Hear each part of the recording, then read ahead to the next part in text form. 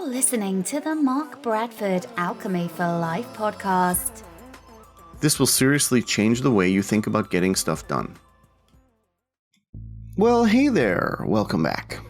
How do you have time for this? How do you have time to listen to this podcast?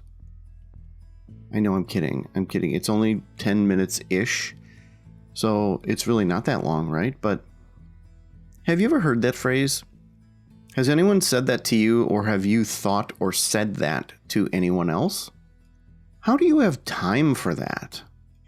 And that's typically accompanied by, or it follows a statement about someone doing something that seems like a big project, a monumental endeavor, or just something that's very repetitive and apparently time-consuming, right? I, for one, have gotten that a number of times, no pun intended, for the things that I've done. A couple of the things that I accomplished, writing a bunch of books and getting a certain kind of license and just a bunch of other stuff, right? I mean, I've even had people just justify and expand on that and say, oh, that's because you're this or that or the other thing. They want to explain it away. And what they're really doing is they're just saying, well, your life is different than mine. I couldn't do that because I don't have the time for it. That's fair. That's understandable. But they do. And I'm not saying they should do those things because they do. How dare you not do the things that I'm interested in, right? But I simply want to take a step back and say they're using the wrong element. What do you mean by element, Mark? Well, life is made of three things: time, energy, and resources, right? And when people say, how do you have time for that? What they really mean is, how do you have the energy for that? And you could say, well, not everything takes a huge amount of energy, right? And here's an example. Someone that I know who is relatively accomplished and active was just mentioning a bunch of old movies that they had rented and were watching, and they're always talking about these movies that they're going through. And I'm thinking, they're burning up a couple hours in that. And my immediate reaction was, how do you have oh. And I caught myself.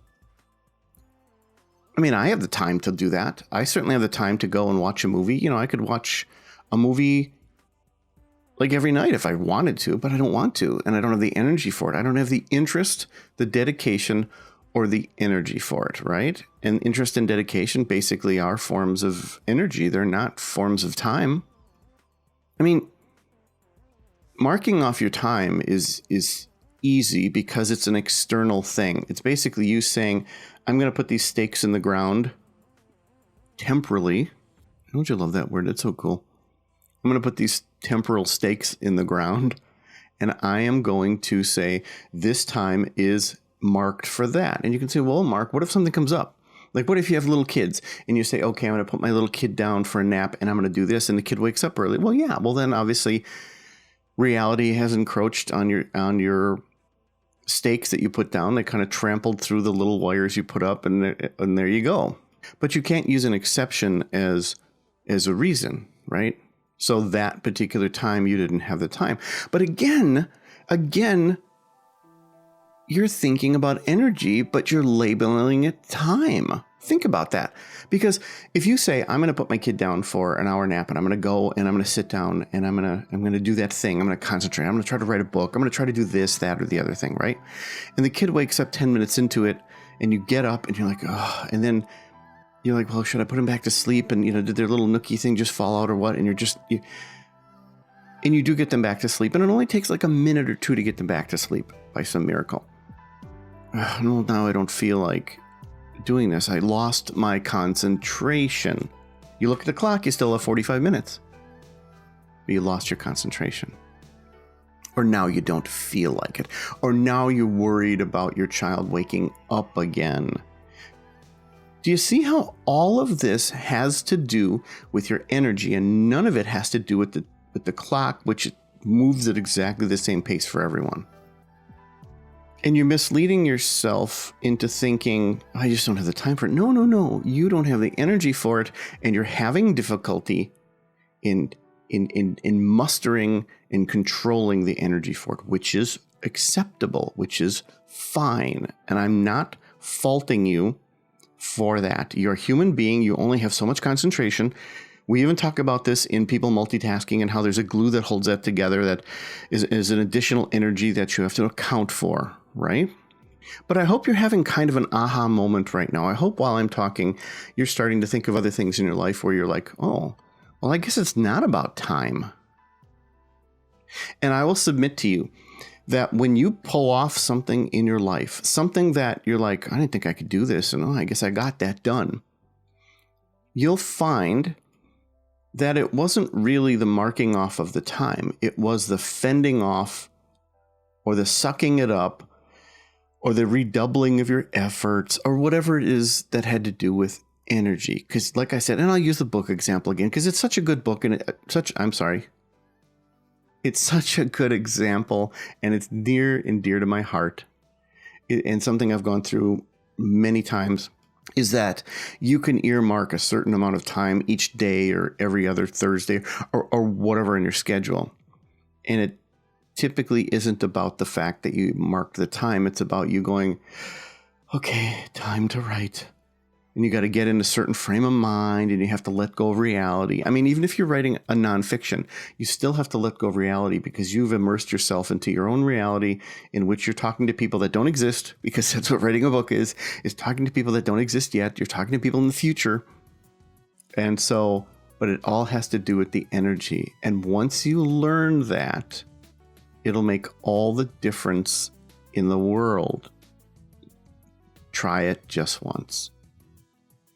So let's do an exercise. Okay? Since that point was fairly easily made and hopefully you are having the light bulb moment, let's either think about or write down. And the cool thing is this is a podcast, so you can pause it. I mean, if you're in your car and you're like, oh, this is good, listen to it again later. Or pause it if you're sitting around or whatever, having your coffee and staring ahead. Think about or write down a thing that you've been wanting to accomplish. Then think about how much time you think it will take to accomplish this. And when I say how much time, I mean, not like, well, it'll take about 73 man hours to do this. I'm talking about it's going to take a while to do this, so I probably want to do this for an hour a day or an hour a week or whatever, right? Right? Because on paper that looks really good and it's really simple, but then it never happens because you don't focus on the energy required. And this is where it gets smart and this is where it gets good. So once you've earmarked the time and you get the amount of time it takes, you have to then reserve and control and deal with the energy, which is going to be the biggest variable and really the only variable. And what do we do here all the time? We think ahead and we cheat, right? So if you say, I'm going to, and again, the book example, fine. Again, I'm going to either write at a cafe or write it at home in my office, or I'm going to write by the couch or in my bedroom so the kids leave me alone, whatever it is. And you say it's going to be this hour. Well, which hour is it going to be? Well, when I have a free hour. Nope, not going to happen. Okay, fine. After I put him to bed. Okay? Or it's going to be my lunch hour. It's going to be whatever. What you have to do is you have to look at the bookends around that earmarked time. What happened before it? And less importantly, what happens after it? Because those two things are also going to try to encroach on your time. They're going to squeeze it, which is why I called it bookends. They're going to squeeze your time. The thing before it is either going to run too long and you're like, oh crap, I'm starting this later than I wanted to. So now you actually have the time element that's been adjusted. Or more likely, the thing before it was a bit more exhausting, right? You want to drop your kid off for something and then spend that hour doing something, but your kid was really crabby and you had an exhausting emotional time with them, and now your mind is racing about how they're pissed at you. Well, now you have all this energy going into that, which is doing absolutely nothing, but I know we're all human. And when you sit down to do the thing that you wanted to concentrate on, you can't concentrate on it because you're thinking about your kid being upset at you. So that bookend is squeezing you energy-wise. The other one after it, if there's something that happens after you're going to do that, and it's something that's kind of stressful and you worry about, well, now you're being stressed and worried about that while you're trying to carve out your little darn hour, right? Do you see that?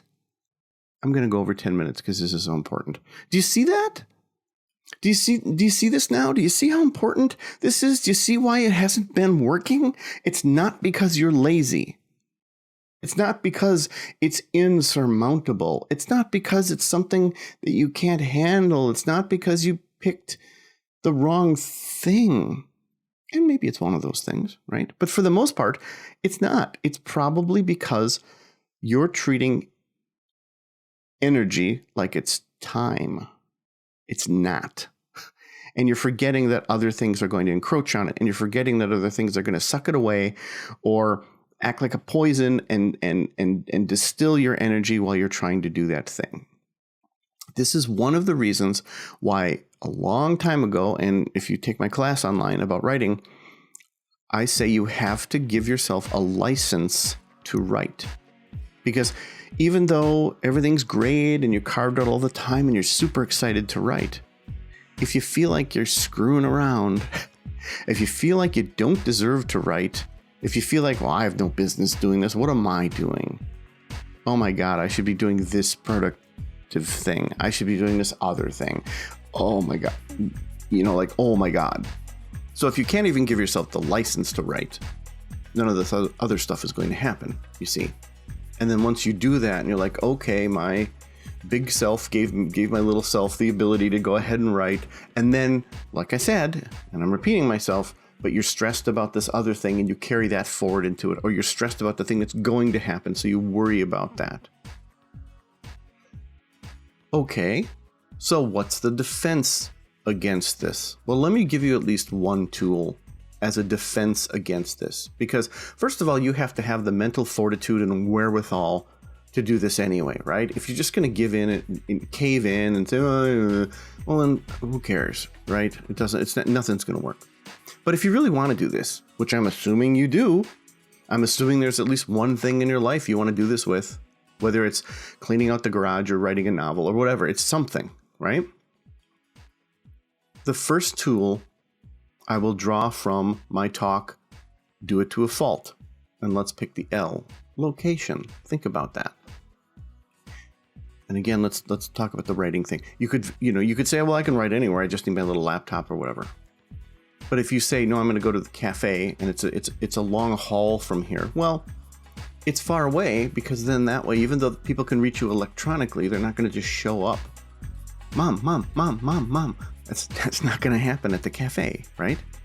And if something does come up, well, it's a long drive. So everyone has their expectations set. Well, even if I bother mom and I get her to come back, it's still going to be like a half hour.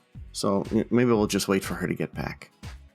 And as I've said in another podcast, if you carve out a certain hour in the day and you repeatedly do that, everyone else will adjust to it. If you say, look, Sunday afternoons are mom time, or I spend an hour on a Tuesday night and that's my thing, and I turn my phone off. Or, Sunday night, like for me, is sort of a tea time and disconnecting time. So you ain't going to reach me, that sort of thing. People will just say, oh, okay, and they'll get it. They'll just get it because they don't want to deal with that. They're not going to argue with you and say, can you not do this on a Tuesday? Can you not do that on a Sunday? They have no business, and they typically aren't going to do that. They're just going to adjust. And even if you're a parent with little kids, the little kids will adjust surprisingly easy, because what kids want all the way up till adulthood is they want solid lines. They want them so bad, they will push and shove at you to find those lines. And if you don't provide the lines to them, it's not good for them. And I know that this creates conflict, but this is what they want. They want lines. And if they go, okay, that's that, then their psyche will say, oh, it's okay for me to carve out a certain amount of time where I can do something for myself, which then gets back to the self-care and the self-love and all that stuff. Cool? And as a quick example too, Obviously, if you're going to try to lose weight and you're going to try to be more healthy, you go to the gym. That's different than working out in your living room where someone can interrupt you, or you feel silly, or you hear the refrigerator calling you. You know, there's these things in our lives that we can use as tools to keep that energy where it belongs. So just give this a chance. This is a big thing. And let me know how this goes for you. I would love to hear from you. Thank you. Hey there, thanks for listening. You know I always enjoy your feedback. The prequel to The Sword and the Sunflower duet, called Upside Down, is now available. The Sword and the Sunflower is available as Kindle, paperback, and audiobook, with the other two, Amira and Upside Down, being available as Kindle and paperback. Well, actually, all three books are now available in hardcover.